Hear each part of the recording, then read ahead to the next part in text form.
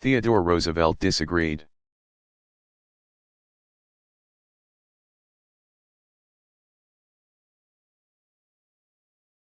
He was the Republican son of a wealthy family.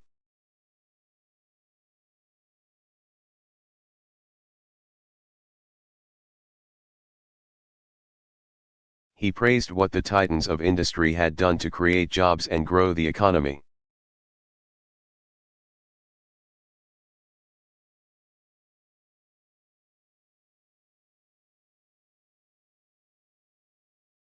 He believed then what we know is true today.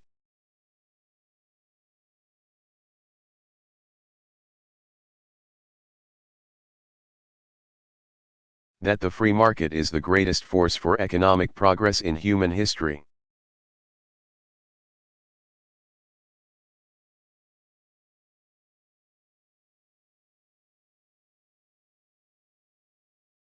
It's led to a prosperity and a standard of living unmatched by the rest of the world.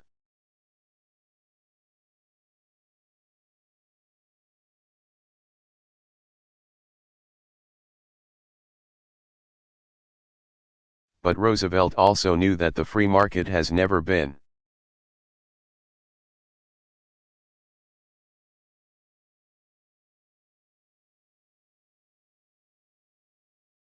a free license to take whatever you can from whomever you can.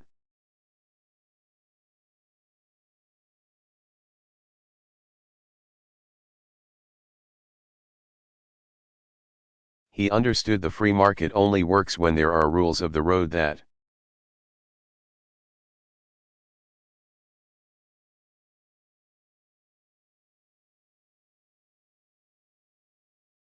ensure competition is fair and open and honest. And so he busted up monopolies.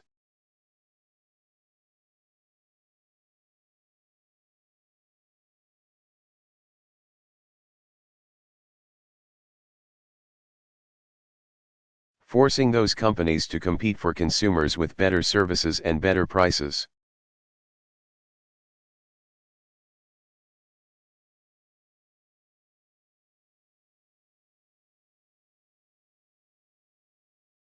And today, they still must. He fought to make sure businesses couldn't profit by exploiting.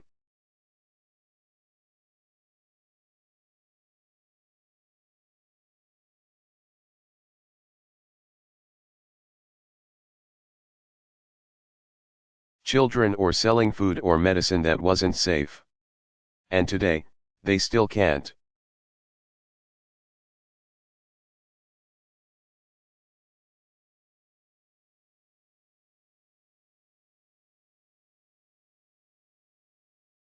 And in 1910, Teddy Roosevelt came here to Osawatomie and he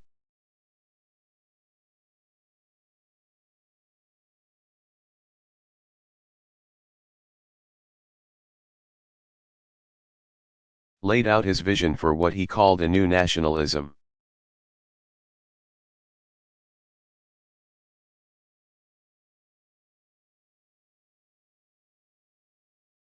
Our country, he said, means nothing unless it means the triumph of a real democracy, of an economic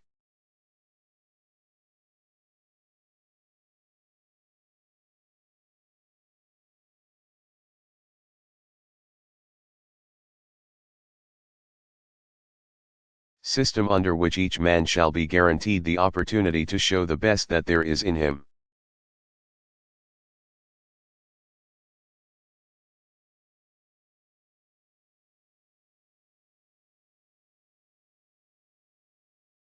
Now, for this, Roosevelt was called a radical.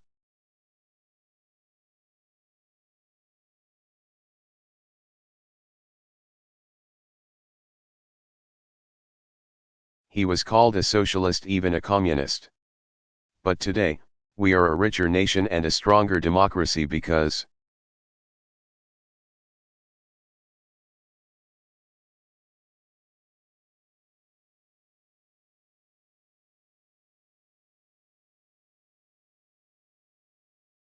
of what he fought for in his last campaign, an 8-hour workday and a minimum wage for women insurance.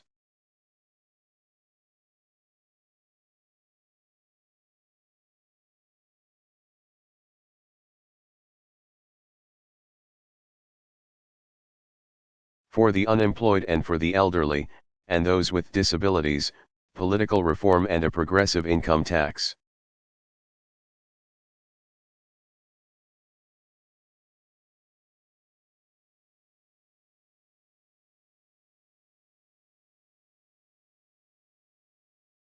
Today, over 100 years later, our economy has gone through another transformation.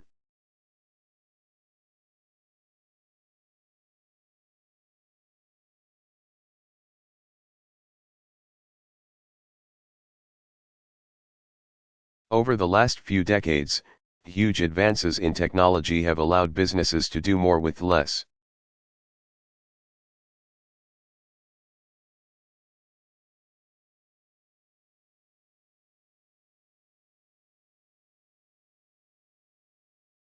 And it's made it easier for them to set up shop and hire workers anywhere they want in the world.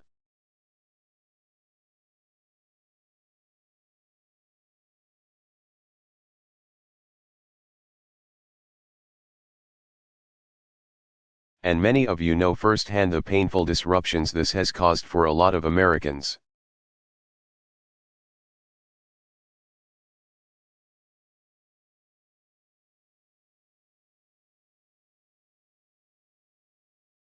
Factories where people thought they would retire suddenly picked up and went overseas, where workers were cheaper.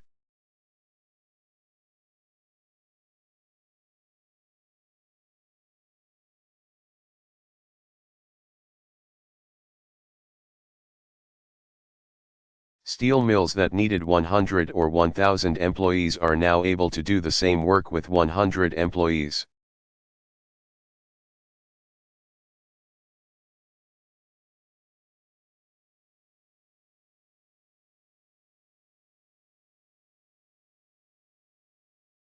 So layoffs too often became permanent, not just a temporary part of the business cycle.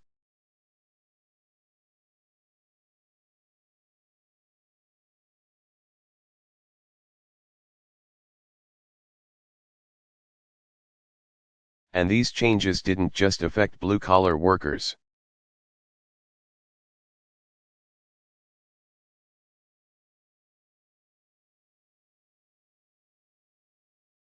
If you were a bank teller or a phone operator or a travel agent,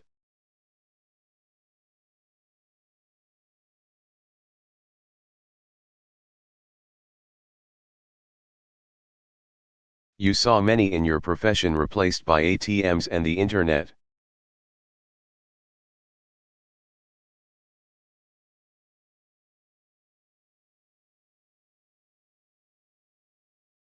Today, even higher skilled jobs,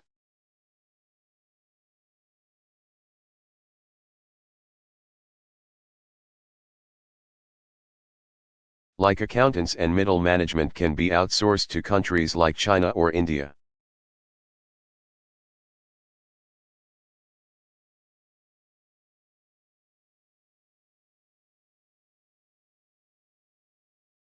And if you're somebody whose job can be done cheaper by a computer or someone in another country,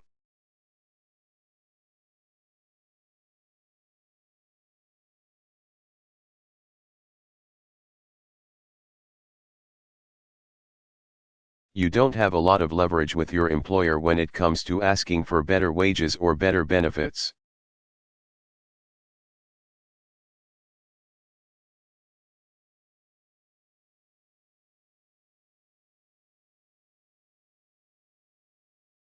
Especially since fewer Americans today are part of a union.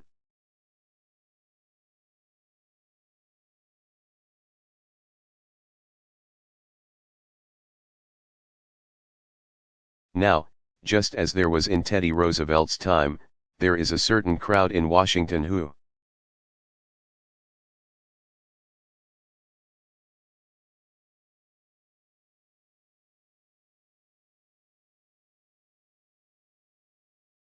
for the last few decades, have said, let's respond to this economic challenge with the same old tune.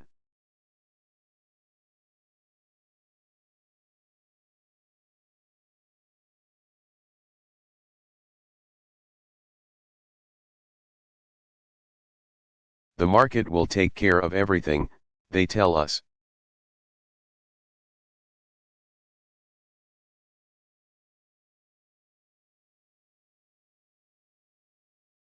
If we just cut more regulations and cut more taxes.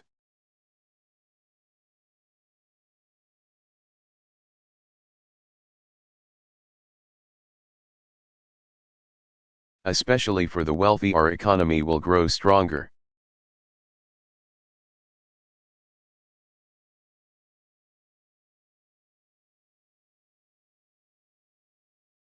Sure, they say, there will be winners and losers.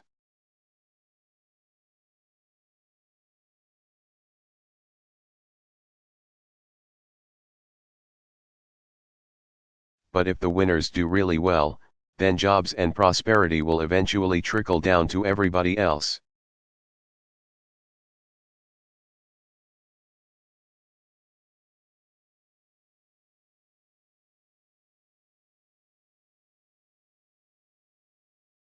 And, they argue, even if prosperity doesn't trickle down, well, that's the price of liberty.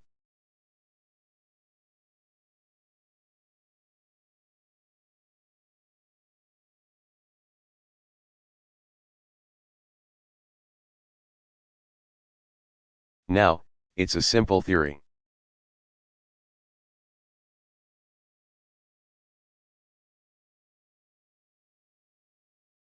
And we have to admit, it's one that speaks to our rugged individualism and our healthy skepticism.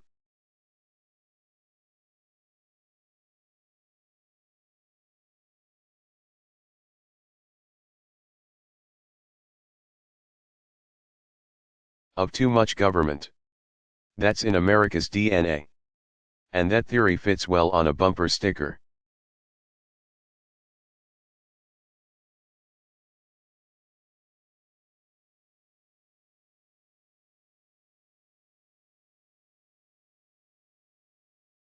But here's the problem, it doesn't work. It has never worked. It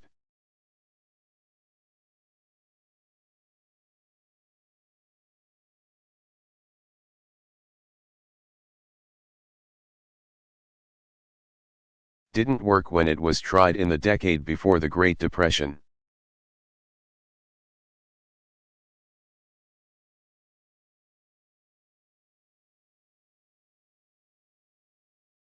It's not what led to the incredible post-war booms of the 50s and 60s.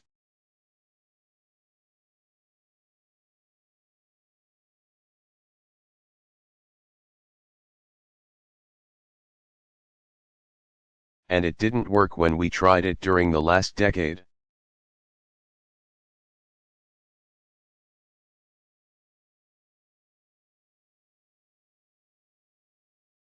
I mean, understand, it's not as if we haven't tried this theory.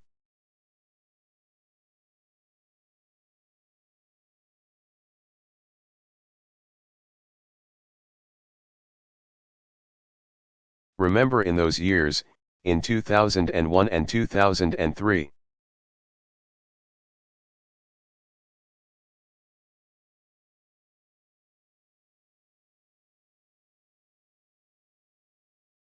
Congress passed two of the most expensive tax cuts for the wealthy in history.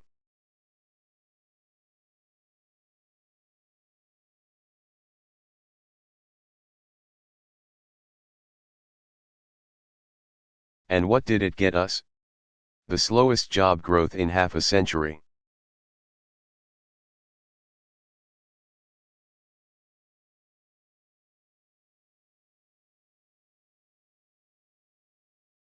Massive deficits that have made it much harder to pay for the investments that built this country.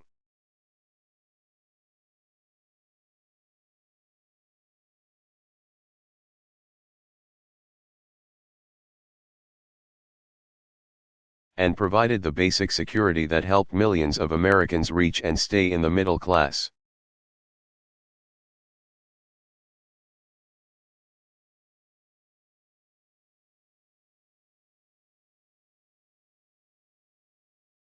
Things like education and infrastructure, science and technology, Medicare and Social Security.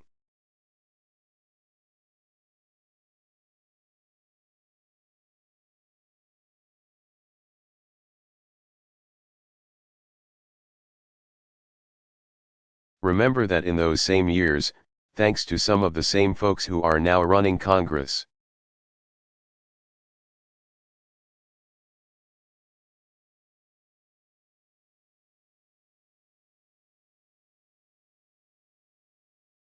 we had weak regulation, we had little oversight, and what did it get us?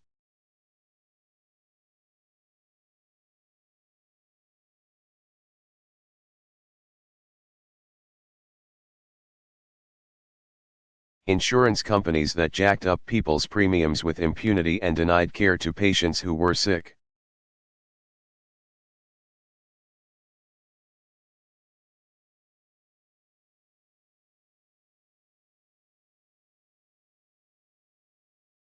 Mortgage lenders that tricked families into buying homes they couldn't afford.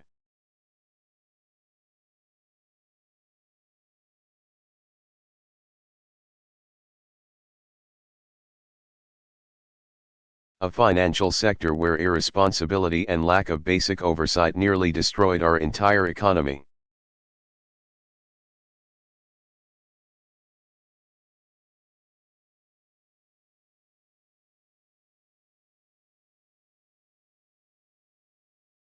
We simply cannot return to this brand of you're on your own economics.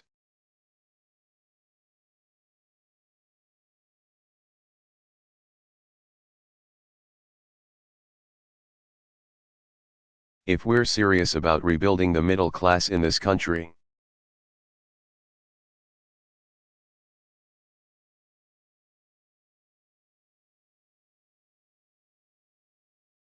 we know that it doesn't result in a strong economy.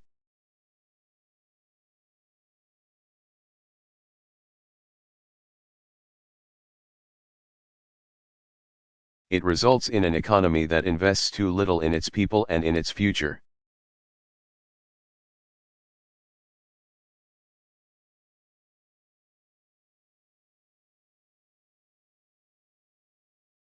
We know it doesn't result in a prosperity that trickles down.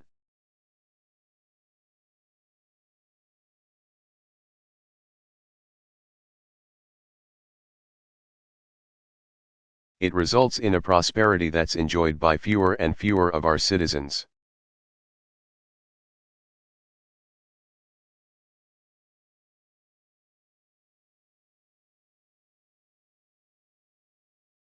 Look at the statistics.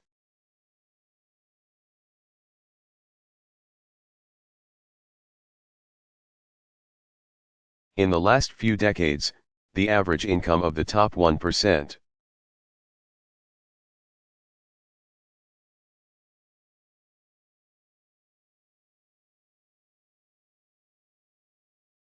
has gone up by more than 250% to $1.2 million per year.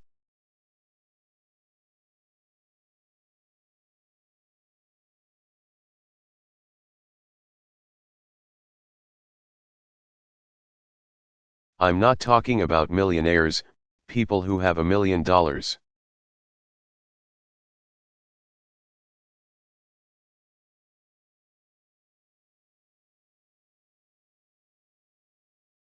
I'm saying people who make $1 million every single year.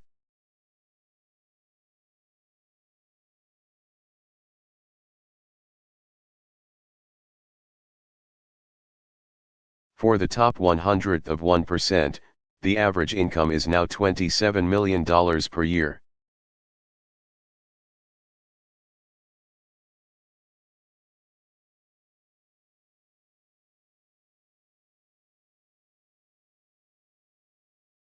The typical CEO who used to earn about 30 times more than his or her worker now earns 110 times more.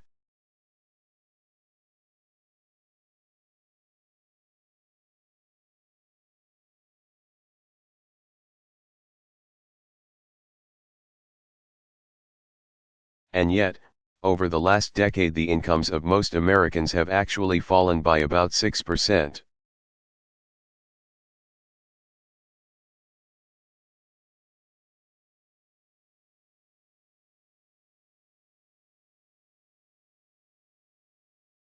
Now, this kind of inequality, a level that we haven't seen since the Great Depression, hurts us all.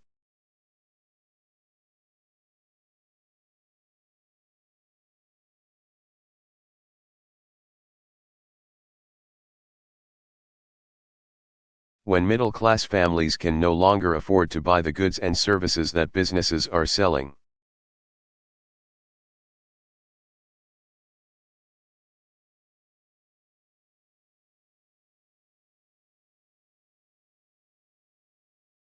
When people are slipping out of the middle class, it drags down the entire economy from top to bottom.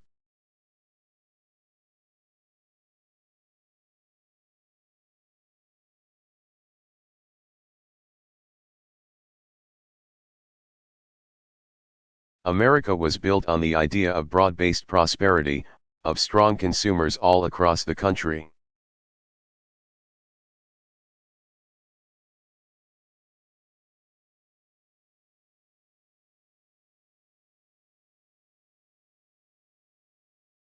That's why a CEO like Henry Ford made it his mission to pay.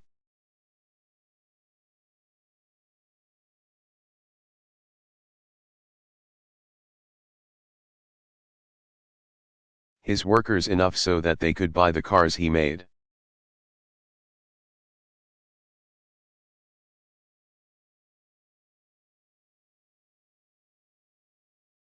It's also why a recent study showed that countries with less inequality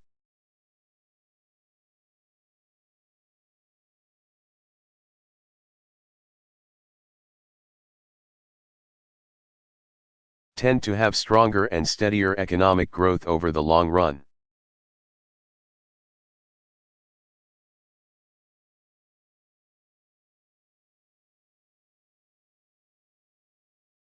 Inequality also distorts our democracy.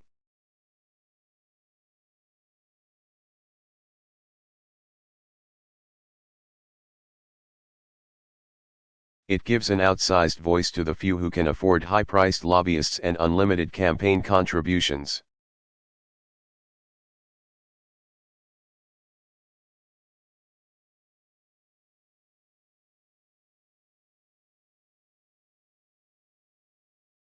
And it runs the risk of selling out our democracy to the highest bidder.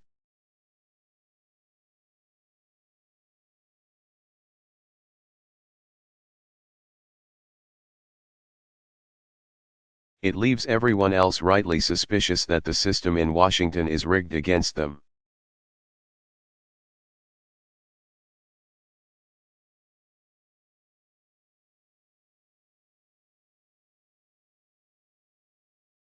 That our elected representatives aren't looking out for the interests of most Americans.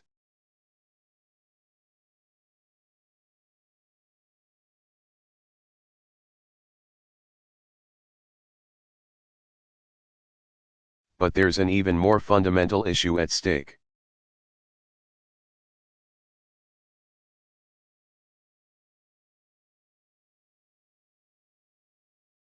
This kind of gaping inequality gives light to the promise that's at the very heart of America.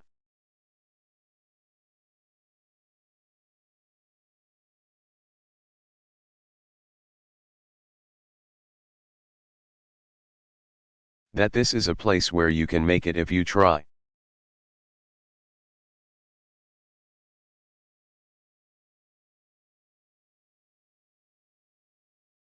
We tell people, we tell our kids that in this country,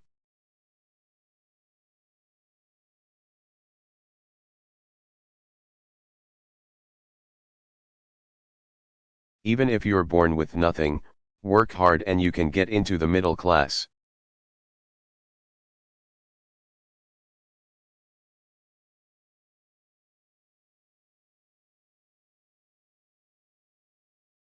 We tell them that your children will have a chance to do even better than you do.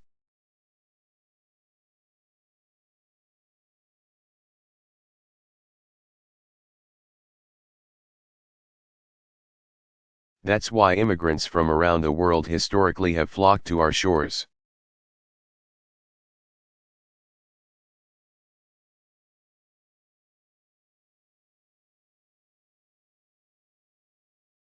And yet, over the last few decades, the rungs on the ladder of opportunity have grown farther and farther apart.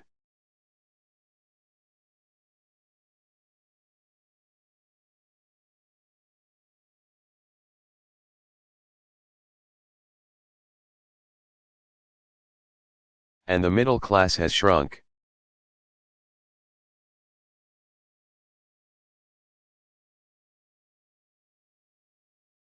You know, a few years after World War II.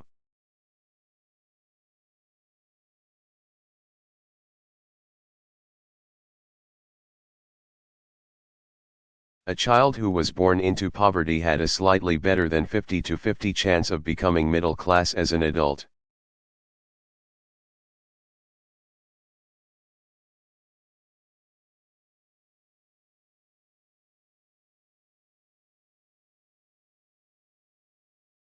By 1980, that chance had fallen to around 40%.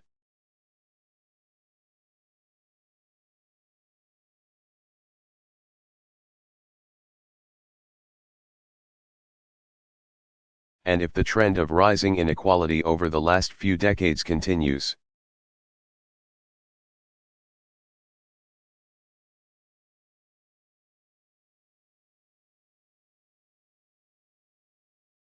it's estimated that a child born today will only have a 1 in 3 chance of making it to the middle class 33%.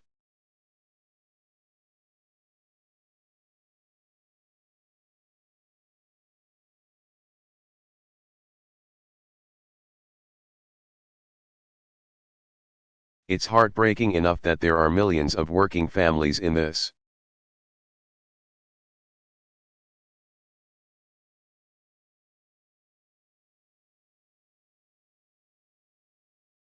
country who are now forced to take their children to food banks for a decent meal.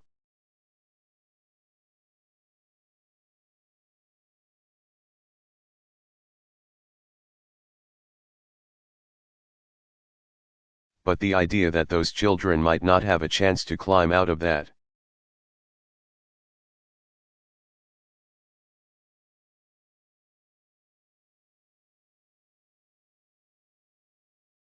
situation and back into the middle class, no matter how hard they work, that's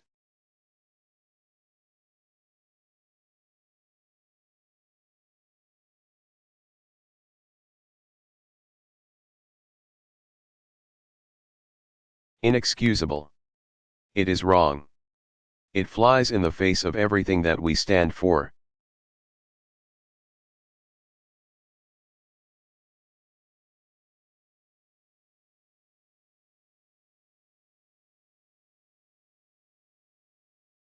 Now, fortunately, that's not a future that we have to accept.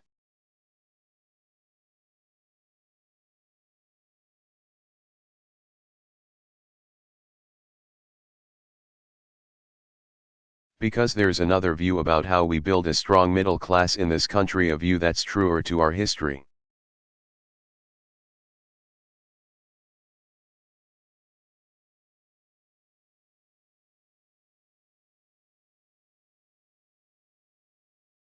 A vision that's been embraced in the past by people of both parties for more than 200 years.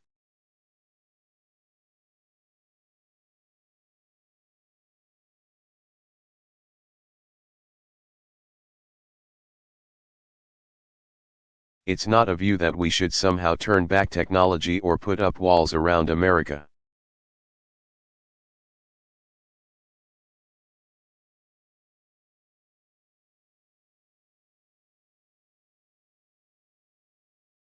It's not a view that says we should punish profit or success or pretend that government knows.